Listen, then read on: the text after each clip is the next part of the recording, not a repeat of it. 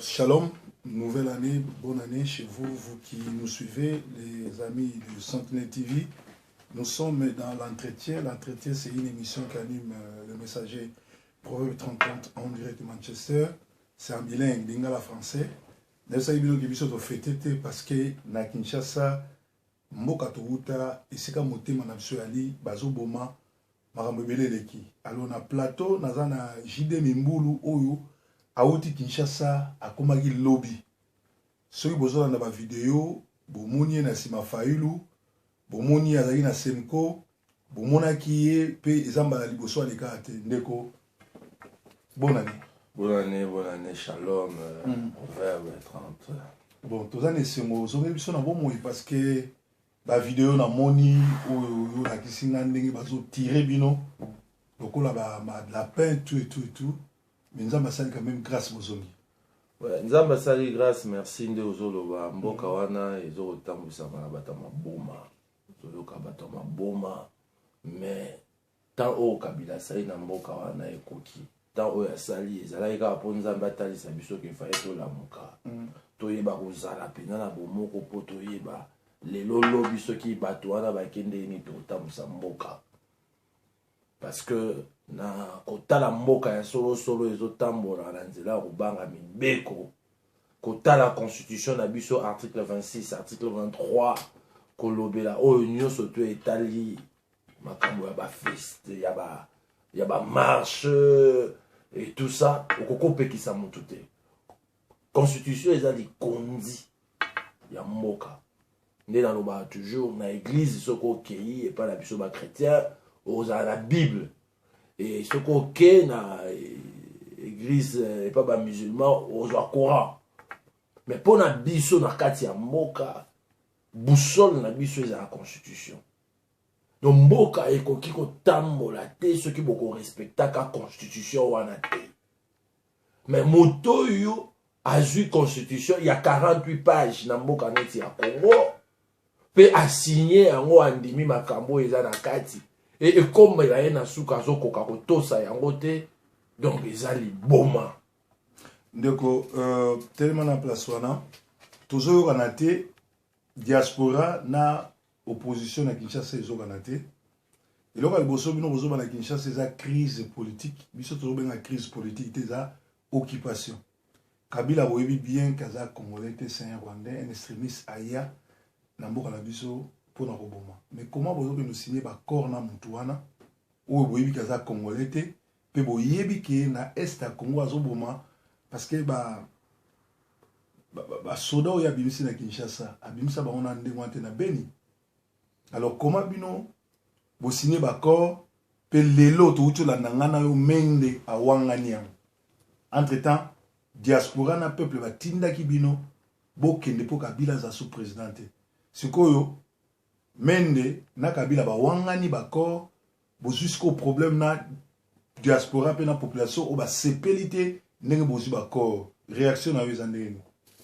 Bandeko ya diaspora na bandeko na ba congolais nyonso bazwami pa yo bakolanda biso.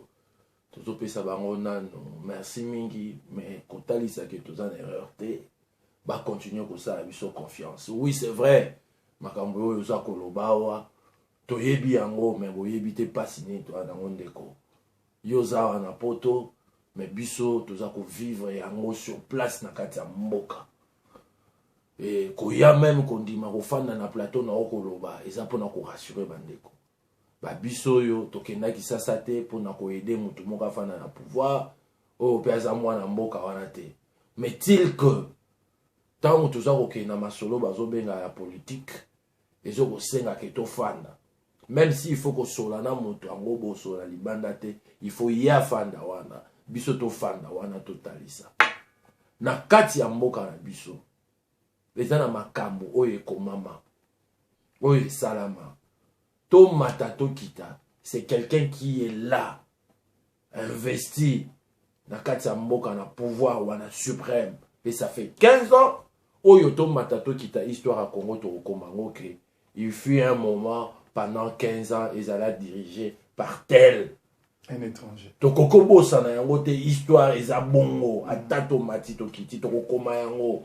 ata oyo ezosala masiko avec le gouvernement fantôme ya baimoro tokokoma yango papa. Tout ça c'est pour dire totikalaki nga nazalaki libanda na bino me namoni moyen te soki tokufa yango esalaki nakende Congo libanda nakenda Congo masasi nyonso ezali na biso toza na bantibale te me nzambe aza na biso tozwa masasi na ligne boye avec Martin Fayulu 7 personnes bakweya tozotamboye 1 2 3 na olokota bibembe na kantemoni yango. Ça veut dire que Nzambe aza na biso tozobunda mpona mboka na biso tozobunda justement mpona kobenga na baimposteur, mais ça fait que bastratégie oyo na bato bazokumbela biso na bao bazoconseiller biso ezosenga tofanda na mesa moko tosolola. Alors kokende kofanda na mesa wana ezalaki occasion mpona biso ya kobimisa ya libanda. Pourquoi il fallait kaka tosolola? Pourquoi il fallait pas totambola? Pourquoi il fallait pas tozwa minduki? En 2005, il y a eu des accords signés entre les Congolais. À l'époque, on a dans les documents signés entre Bemba et Kabila. Et ces accords, ils ont dit Mutu mokote a kozwaka les sous pouvoir nanzela ya minduki na mboka wana et puis barondimaye. Otozo benga les accords, il y a résolution 2277. Il y a Conseil national il y a Conseil national des Nations Unies. Et Peki Sabilo Kwana. Donc les lois sont à minduki. Oh, il y a un Congo pouvoir, nous na Congo barondimaye. Mais Kabila soit toujours. Justement, il agit dans le mal en exerçant le pouvoir. Oh, il y a Zanango. Oh, là, ça est là pour le bien, il est fait pour le mal. Ne vous en faites pas. Je vous dis que l'histoire à Congo, ils ont comment. Il va arriver à un certain moment. Toutes ces choses-là vont se retourner. Mais jusque-là, au répondre sur Bossini Bakor, Batmoussou applaudir, Bosu problème Nabiso, Bata diaspora na peuple, va s'épéliter. À part Wana, Bakor, il s'est nommé le 31. Le 1er janvier, Mende, le 2 février, Mende a sali conférence, Azo réquisé Bakor, à l'objet que Kabila a yebi makamouanate. À quel jeu vous jouez? Non, nous ne jouons pas un jeu. Nous allons répondre au bien qu'on a vu sur la diaspora. Bana Congo ici quand nous sommes besoin. Biso to fêter à ta Noël. Papa to fêter à ta bonne année. Biso to zo là na 5 ans on a titongo pour nous reluka solution mboka na biso. Mais il y a une solution on bazo réunion on a. Non, toko chité wana. Qu'il na biso tala mukolo lelo pe koma. Oyi makamanga na bisaka yo. Tala bien. Soko yambanga na plateau na yo pona ya roma sapoter. To ebelo tozo sala. Bon continuer au sala biso confiance. Peut-être vous croyez que to décevoir bino. Mais na ba ligne mususu tant to kitanga se to bandi ko mata ko expliquer bino. Bon pe sa biso raison. Tozo ndima pasi wana ya kokende bongo pona ko sauver Congo. Tozo kende te poto aider Kabila. Donc nazo se la diaspora et continuer baboyi bakor wana. Baboyi bakor wana bino bobo réaliser ndeni ou bien yo na base non na bosolo te bino bat kokende na dialogue kuna parce que yo ozali membre ya SID. Mais oui, c'est ce que je suis en train de dire. Je suis de l'ECD. Je suis membre du bureau national de l'ECD, cadre de l'ECD. Ça veut dire que aux Arakati, Yamasolo, et Beta Maka. Et même pour le président qui est ndéal au Balikambo, il faut assurer la base. Donc nous ne sommes pas désinformés ni sous-informés. Donc c'est pour dire ceci. To signé bakor wana ndeko na ngai proverbe nazo ibisa yo lelo na moment o tozana yo aho balinga te o to signé wana yango wana yo to samana mboka wana elo mususu ando ya bakor wana ezate mais mende to mona ki azo signé mende azali pousse ya bolobake balinga oyebi mende wana lelo te oyiki ba surnommé ya ba bimisela ina kombo mbaba saela ina dictionnaire le mendelisme, l'art de mentir. Ils veulent croire aux gens que ce qu'ils disent est vrai. Mais c'est ça leur. Encore hier, quand il a signé. Plus tard que hier, Hollanda qui était. Hollanda qui était Nathalie Sayo. Justement, moi, il est Hollandais. Mais ce qu'on a commentaire. Nalandi pour les batoualobi qui a réquisé, nalinga qui vraiment mon akiza le kutate. Ezali ba solote nalinga mona yoka qui a solo ma conférence wana. Bamende wana bayebi mission bayela na Congo wana bayebelo oni bazosala ya ona zolo bano soko tali commentaire na osenga yo oyoki ya lelo oyo eza koleka yoka ya ye après avoir recueilli les signatures na kati ya salle naza nango na téléphone nanga même so na telio na kati ya salle oyoka commentaire amende il pouvait pas passer pour dire des bêtises qu'il vient de au fait il y a un problème donc il y a un problème avant que il y a même de toujours mais on dirait même des zolo ba que les agis inclusivité puisque bazaï bana MLC babimaki oh bino tozali na kati batindeli ngai ba minute bazaï balera koti ye muto a bloqué que bakabola donc parce que Congo ba gouverneur nous ba taper perdre alors rassemblement sengi que na ba opposition ba comme peu ba gouverneur ya ba ville ya ba province mais bazaï ba o alobi azali o alobi ke azali mutu ya rassemblement mutu alingi Kabila longwa a bloqué le kwana alobi non donc Kabila na peut perdre ba tika la na pouvoir alors yango na Tshisekedi bino ba to rassemblement pour comprendre que ba futa ke soki 250 000 pour à zala côté Kabila yango boyi ko associer na bino mais yango pe tindiki bango ba lobaki lokola bango ba bimaki eza sous inclusivité place wana lobindeni yo muto zaki na sens na Kinshasa kuna na basango non eloko tozo ba les amis balé donc comme na biloko mi balé mais minga na MLC et puis otiki nga ite na limolo kuna mende tokozonga pas mende kata pona mende aza lokola mutu moko makambo aloba c'est pour faire plaisir ma famille politique na mais batindi c'est-à-dire Kabila mutatindi mais papa TV na bangote caméra na bangote bakoloba o balingi omona absolument les gars kuna mais pourquoi bazotia doute son rôle c'est justement d'embrayer la population par rapport il y a plein d'actions na bango bazana ba plan moko machiavélique diabolique oyo pe bandi ko mekango banda kalati de bezo simbate ils sont en fait mandé ici ozo ba koloba n'engage que eux ça engage que Mende avec sa famille nga na kolobela été ozo loba nanga makambo bazaigwa mais koloba nanga makambo bazaigwa est-ce que Mende a commis porte-parole à MLC Yesu soit commis otika makambo PPRD na ya majorité a commis lobe a commis porte-parole à MLC zaki porte-parole c'est de n'importe quoi. Je crois qu'il doit se limiter na o Italie bango. Ce qui est le MLC bimi papa. Na tekendaka santiti on a 1+4. MLC bima kate. Pardon, MLC kenda kate ba signer 1+4 be basala ki comme président ba na mindu kitina kisasa. Basali. N'est-ce pas? Basali ko ba kokai ko sala na kata kisasa ba kotina mindu. Ba gouverneur na Kabila na 1+4 n'est-ce pas? Oui. Tu sais que azalaka? Mais ba signaka ba corps wana ba corps à Saint-Titi yango emema pouvoir na kisasa te ba sala teti ba ke na élection bon mboke telema ki to mboke kendaki bon le loso ki MLC bimi et comme sous inclusivité akoki pe obimaki a kanisaka ande za na 2004 ba o batika ba osala musala MLC zo continuer poite d'ailleurs c'est le parti le plus faible de tous les partis. Oh, ils ont un beau cannabis. Bazali na ba combien de partis? Ceux qui ont lingi au loba na yo mutu. Au moment parti politique mon baba jouaka ba secrétaire général.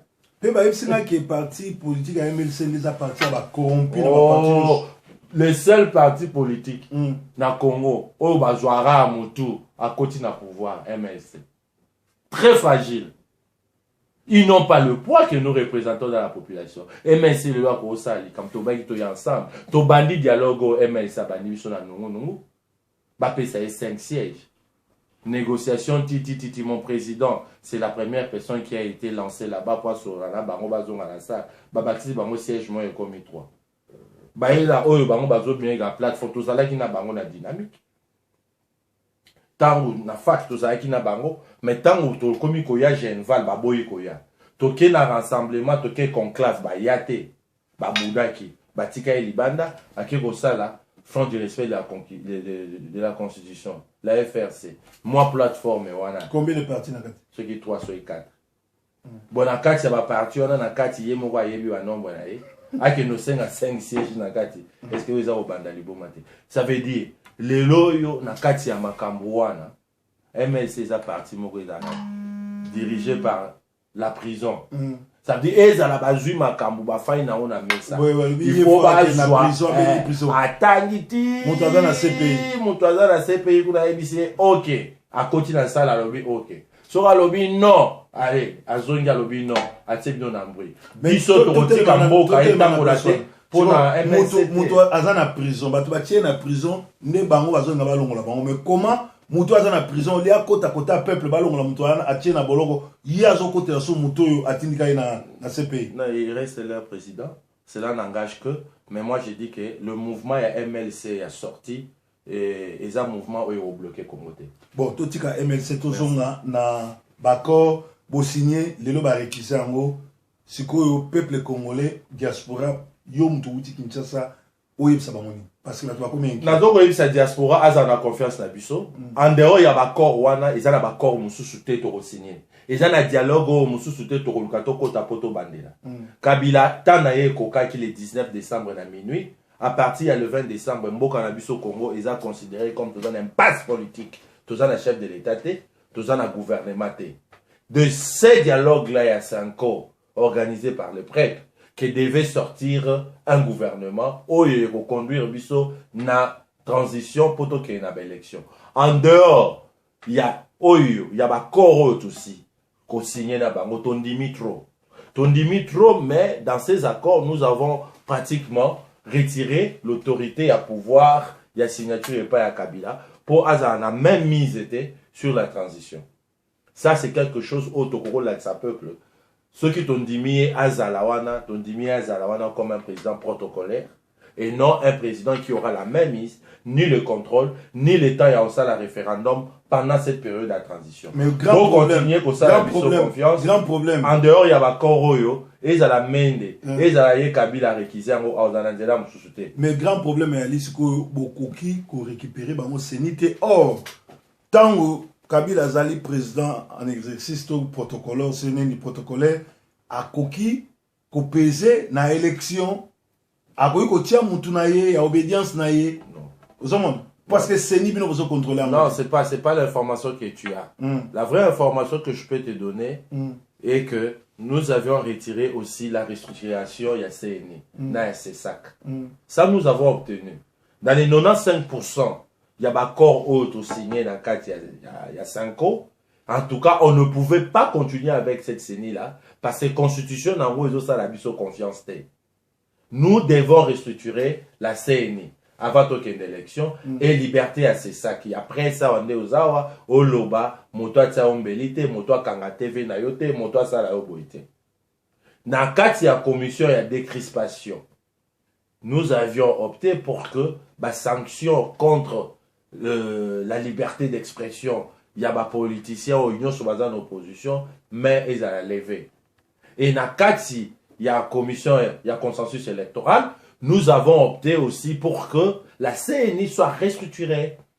Donc, c'est un bureau qui ne va pas nous conduire parce que, avec tous les éléments techniques que nous avons, nous n'allons pas mettre ça à leur disposition parce qu'ils ne seront pas capables de faire ce que nous attendons. Mais il y a Kiongo qui va être présenté devant les juges de ce jeudi. Papa Nado Ebisayo Mboka wane lotambola na bateau ba comme so moni fait un reine yo za muto ebi histoire bien omona suka chao chesko tina mukolo ne ba okanga bato ti mukolo ba kiboma ye bato ne ba za okanga bato Kadhafi akufi na minduki na se ya musopo ti Kadhafi azokufa kuna minduki ezobetama suka ya reine ezala na ba signe yo za muto na nzambe ba signe il faut tala ba signe ya fin. Oh, ils avaient fort, les avaient fort, moko nyoka, basi ba nyati na mutu, moki les ont bougé. Mais nous savions qu'ils ne font pas peur. Bako kene na batouana nyoso nulle part. Nous allons avoir ce gouvernement en place et nous allons peser de tout notre poids. Voilà pourquoi nous avons mis cette commission à décrispation en place pour essayer à lever l'équivoque. Même ce bateau kangabat nabiso, quand nous allons avoir le contrôle Yamasolo, même si tous une le contrôle Yamasolo, mais nous avons dégagé déjà la commission avec des hauts magistrats pour nous traiter les cas où il y a bateau que on n'a pas pu lever la sanction contre eux. Ces hauts magistrats avec la 5 ans vont travailler pour essayer de voir comment libérer ces gens-là. Au moment où nous parlons de la décrispation, il fallait une ouverture politique, une volonté politique. Mais dans tout ça, communauté internationale, on dirait rassemblement, ils élèvent mort docile et que pouvoir na illégalité, comme nous avons respecter leur moralité, mais côté Nabiso, namonaki avant les 19 pression ba délégation nyonso bazoya na rassemblement mais na mutu abomaka bazolobela au mote. Ado féliciter mingi bino président Batboza Milibanda, félicitations pour le journal les 19. Nakisa sa et Salama qui ndeko nanga to lali na se ya ba canon. Na biso ba canon direct to na zamba, ba to na bino bozoyoka, biso do mona iba. Bandal mobimba limete wana tioko ma bandal kitambo, ba voiture comme ko nga ma fouiller 3 fois. Quitta la voiture ko fouiller. Non, on va fouiller la police, na ba barrière, on va na ko to sur tata o so na ba rote pour ba soli la population. Mais tant on minuit et koki bat ba komi ko beta ba siffler, bat ba komi ko beta ba makambu na bango ba vuvuzela et tout ça. Papa toyebi munduki andika ya soda na munduki ya zamba. To lala ki na se minduki ezo beta ma on dit ba zo beto en pour empêcher que les gens et toujours